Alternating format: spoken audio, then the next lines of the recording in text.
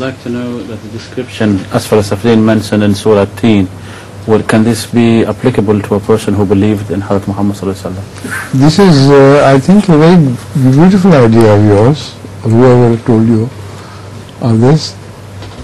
There is a very good, one of the good explanations possible.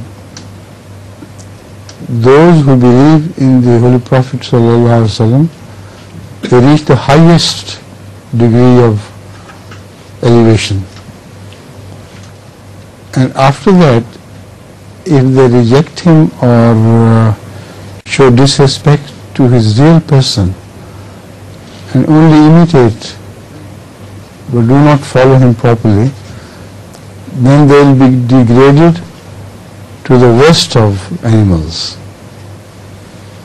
And this is what Rasulullah sallallahu has himself explained, that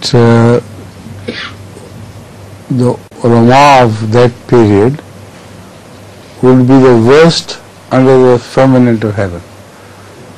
So this is Asfalas Safeleen.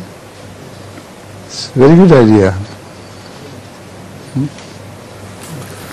See, this very wonderful reference in the sense that Ahmad sallallahu alaihi wasallam did not refer the ulama to himself, while in another place where he praises the ulama, he says ulama ummati.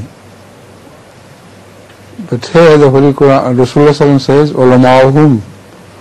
So they have no relationship with Rasulullah sallallahu.